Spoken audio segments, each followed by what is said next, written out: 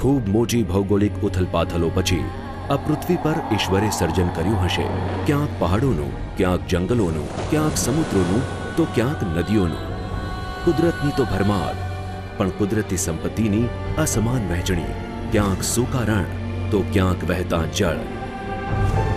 गुजरातमां ज 29% विस्तारोमां तो 71% पाणीना स्त्रोत छे, पण बाकीना 71% विस्तारोमां छे मात्र 29% ज पाणीना स्त्रोत। एटले के पूर्वमां नर्मदा छलकाई जाय तोय एना पाणी सूका सौराष्ट्રના ભાગે ન આવે। જ્યારે પશ્ચિમમાં ઓછો વરસાદ હોય ત્યારે પૂર્વની નર્મદા ઈચ્છે તોય મદદ ન કરી શકે।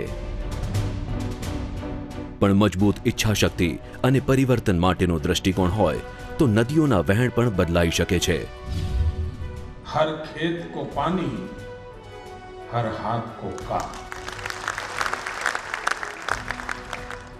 आटલું જો થઈ જાય તો ભારતના અર્થકારણને ક્યારે આંચ ન આવે। જેમ ગુજરાતમાં દાયકાઓના ઇંતજાર પાર કરીને નર્મદા યોજના તેની પૂર્ણાહુતિના આરે પહોંચી છે। એના દીર્ઘદ્રષ્ટા આગેવાન મુખ્યમંત્રી શ્રી નરેન્દ્ર મોદીના નેતૃત્વ હેઠળ મિત્રો જે દિવસે મેં મહિનું પાણી દરિયામાં જતું હતું એને રોકીને એનો ઉપયોગ કરવાનું આયોજન કર્યું ત્યારે ખૂબ લોકોએ મારી મજાક ઉડાવી હતી। જેમાંથી સુજલામ સુફલામ યોજનાએ આકાર લીધો અને આજે ગુજરાતમાં જે ડાર્ક ઝોન જવાની નોબત આવી ને એનું કારણ મુખ્યત્વે સુજલામ સુફલામ પાણીના તળ ઊંચા આવે અને એમાંથી આપણા ખેડૂતને આપણે ડાર્ક ઝોનમાંથી બહાર લાવી શકીએ। હવે જે આયોજન કર્યું છે એનાથી મને લાગે છે કે જો ડ્રીપ ઇરિગેશન આપણે ત્યાં બરાબર પકડાઈ ગયો હવે ગુજરાતમાં 100-200 વર્ષ સુધી ડાર્ક ઝોન આવવાનું। માત્ર એક દાયકાથી પણ ઓછા સમયમાં ઉત્તર, દક્ષિણ અને મધ્ય ગુજરાતની સાથે સાથે છેક કચ્છ સુધી નર્મદાની નહેરો અને લહેરો પહોંચાડી। આ તરફ કચ્છનો અને ખંભાતનો અખાત અને અરબી સમુદ્રની મધ્યના ત્રિકોણમાં સમાયેલો સૌરાષ્ટ્ર પ્રદેશ ગુજરાતની સૌથી વધારે ખેતીલાયક જમીન ધરાવે છે। સૌરાષ્ટ્રની 64 લાખ હેક્ટર જમીનમાંથી 42 લાખ હેક્ટર જમીન ખેતીલાયક જમીન છે, પણ તેમાં હયાત સ્ત્રોતો દ્વારા માત્ર 9.43 લાખ હેક્ટર જમીનને જ સિંચાઈની સુવિધા મળી શકે છે। મારા 11 વર્ષના શાસનકાળમાં અનેકવિધ યોજનાઓ બની હશે, અનેક યોજનાઓ સાકાર થઈ હશે,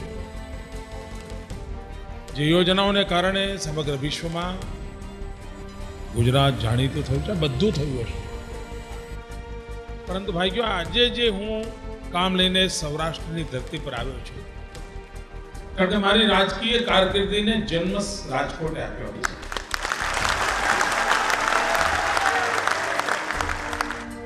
અને મનમાં સૌરાષ્ટ્રને કંઈક આપવાની એક લગન ચાલતી હતી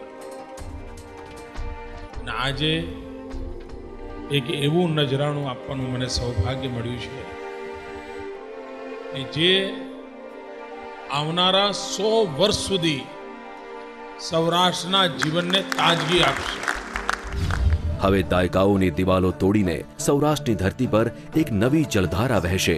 હવે ભૌગોલિક વિષમતાઓને ઓળંગીને સૌરાષ્ટ્રની 10 લાખ એકર જમીન અને 7 જિલ્લાઓના ભૌગોલિક પટ્ટા પર થશે અભૂતપૂર્વ અકલ્પ્ય અવતરણ। આ યોજનાનું નામ રાખ્યું છે સૌરાષ્ટ્ર નર્મદા અવતરણ ઇરિગેશન યોજના।